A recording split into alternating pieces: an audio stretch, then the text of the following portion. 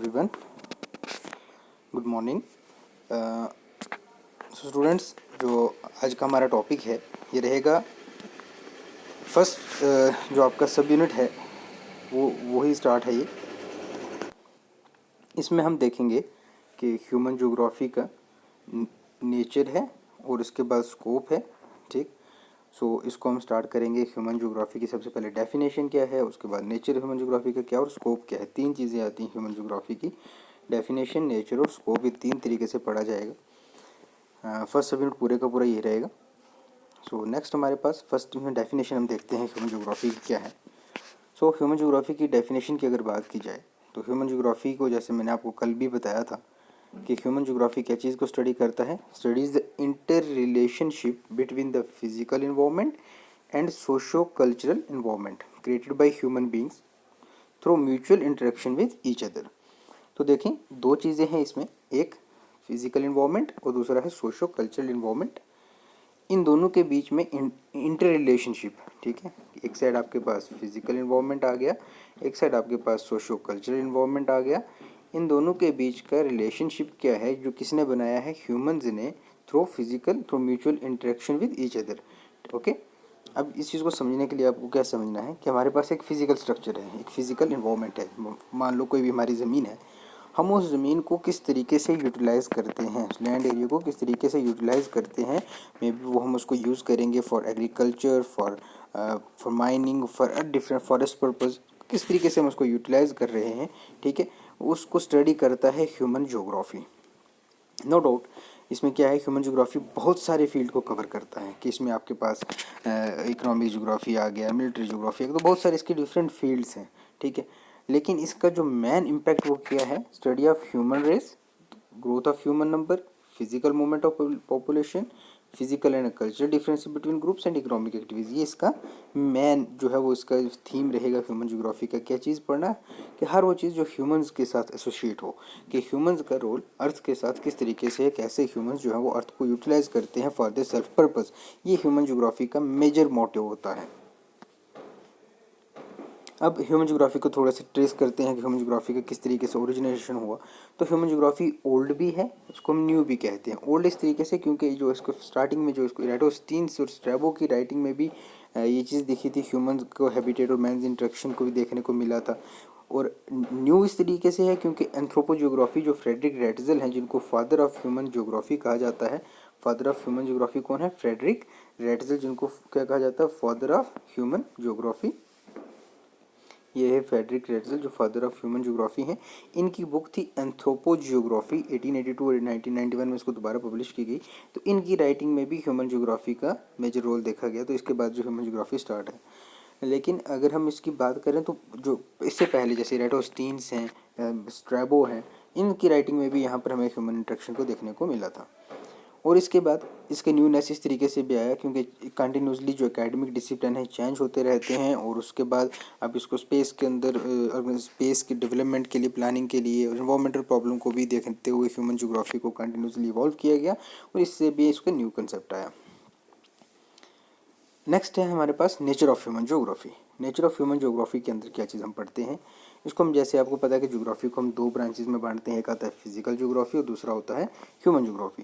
Physical geography क्या चीज़ के साथ डील करता है, नेचुरल फीचर्स के साथ, जबकि human geography man made features के साथ, जो क्या करते हैं, जिस मैन मेड वो वाले फीचर जहाँ पर ह्यूमन इम्प्रिंट हो, यानी वो चीज़ें जहाँ पर ह्यूमंस का कोई रोल हो, ह्यूमंस का कोई इफेक्टिवनेस, ह्यूमन जो रोल प्ले कर रहे हों, उसको स्टडी करता है ह्यूमन ज्योग्राफी, ठीक है। It covers the relationship between man and his natural environment. वही चीज़ आई कि ह्यूमन ज्योग्राफी क्या चीज़ को कवर करता है, relationship between man and natural environment, कि मैन और नेचुरल इन्वायरमेंट का क्या रिलेशनशिप है। और उसके बाद and the way in which man and their activities are disturb in earlier period, पहले के टाइम पीरियड के अंदर कि मैन की एक्टिविटीज़ कैसे डिस्टर्ब हुई, किस तरीके से वो चीज़ इफेक्ट हुई। और इसके बाद ह्यूमन हिस्ट्री देखो, जैसे एक फेमस थॉट है जो अलेक्जेंडर वॉन हम्बोल्ट जो थे, ग्रेट हिस्टोरियन थे, उन्होंने कहा था कि history must be treated geographically and geography must be treated historically. तो क्योंकि हर चीज़ की जो है, जो हिस्ट्री की, वर्ल्ड की बात करें तो हिस्ट्री का इम्प्रिंट रहता है ज्योग्राफी पर, और ज्योग्राफी का इम्प्रिंट किसी भी जगह के हिस्ट्री पर रहता है। वही चीज़ को यहाँ पर देखा human geography land upon history, ठीक है, कि ह्यूमन ज्योग्राफी की स्टडी का इन्फ्लुएंस जो था वो हिस्ट्री पर रहा, लैंड की किसी भी ज़मीन की जो है किसी भी जगह की हिस्ट्री पर बहुत बड़ा देखने को मिला। फिर वैसे ही रेट्जल और सैम्पल जो बहुत बड़े जोग्राफर्स थे उन्होंने इस चीज़ को बताया। ब्लैश ने बताया कि हमारे पास इकोलॉजिकल टेरेस्ट्री यूनिट्स दो मेजर प्रिंसिपल हैं ह्यूमन ज्योग्राफी के अंदर। अब इस चीज़ को समझने के लिए, इसके नेचर को समझने के लिए हमें बहुत सारी डेफिनेशंस को समझना पड़ेगा। सबसे पहले जैसे रेट्जल जो फादर कहा जाता है मॉडर्न ह्यूमन ज्योग्राफी का, उन्होंने क्या चीज़ को एक्सप्लेन किया कि ह्यूमन ज्योग्राफी क्या है, is related to environment which is the sum total of physical condition. Ratzel ने ये कहा कि ह्यूमन ज्योग्राफी क्या है, इन्वायरमेंट के साथ रिलेटेड है, और इन्वायरमेंट क्या चीज़ है कि सम टोटल है, जितने भी फिजिकल कंडीशन का उनका सम टोटल इन्वायरमेंट है, और ह्यूमन ज्योग्राफी इन्वायरमेंट के साथ रिलेट कर रहा है। इट मीन्स कि ह्यूमन ज्योग्राफी डायरेक्टली रिलेट किसके साथ कर रहा है, जितनी भी एक्टिविटीज़ हमारे पास फिजिकल सरफेस पर हो रही हैं वो ह्यूमन एक्टिविटी के साथ हो रही हैं, कहने का ये मतलब था। नेक्स्ट कास्टर ने कहा, जॉर्ज एफ कास्टर ने कहा कि ह्यूमन ज्योग्राफी क्या है, concern the relation between man, way of life and the place in which they live. इसने तीन चीज़ें कही कि मैन के वे ऑफ लाइफ के साथ, relation between man and earth, way of life and the place in which they live. तो इन तीन चीज़ों को एक्सप्लेन किया कास्टर ने। फिर मैक्स ने भी ऐसे डिफाइन किया। फिर विडाल दी लाब्लैश ने इसको एक्सप्लेन किया कि human geography is the expression of growth of ideas का ग्रोथ है, rather than an immediate one might almost say material result of discovery and extension of geographical knowledge। इसकी डेफिनेशन काफ़ी कॉम्प्लिकेटेड है। किस तरीके से कि उन्होंने कहा कि जो ह्यूमन ज्योग्राफी है ये सिर्फ स्टडी नहीं है जो ह्यूमंस के रिलेशनशिप, बल्कि it is expression of growth of ideas, कि ग्रोथ ऑफ आइडियाज़ के साथ है कि आइडियाज़ किस तरीके से ग्रोथ कर रहे हैं, रैदर देन इमीडिएट कि एकदम से जो काज है उसका नहीं। इसमें हम ये कह सकते हैं कि it is an discovery and extension of geographical knowledge. जितनी हम उसकी नॉलेज की एक्सटेंशन हो रही है, हम उसके नए नए ब्रांचेज जो हैं वो इवॉल्व कर रहे हैं, तो इसको कहा गया कि ह्यूमन ज्योग्राफी है। Next we have definition of sample. In Ellen Church's sample defines geography in the most prolific way. She described that human geography is a study of changing relationship between unresting man and unstable earth. देखो इसमें दो चीज़ें आती हैं इनकी definition में। Sample ने कहा कि एक अनरेस्टिंग मैन और अनस्टेबल अर्थ, ठीक है, unresting man, क्योंकि men are continuously evolving, humans are continuously evolving, it means they are unresting, and earth is also evolving, so unstable earth, okay। इन दोनों के बीच की स्टडी यानी अनरेस्टिंग मैन और अनस्टेबल अर्थ की जो बीच में जो रिलेशनशिप होगा उसको क्या कहेंगे हम, ह्यूमन ज्योग्राफी। सो इन सभी डेफिनेशंस के बाद हम ये चीज़ पहुंची कि देखो यहाँ पर क्या है कि इन्होंने कहा कि इन्वायरमेंट का सम टोटल है, फिर उन्होंने कहा कि मैन वे ऑफ लाइफ है, प्लेस विच दे लिव है।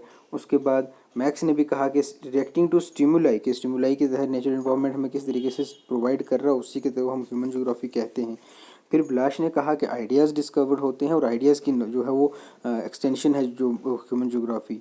सैम्पल ने कहा अनरेस्टिंग मैन और अनस्टेबल अर्थ है।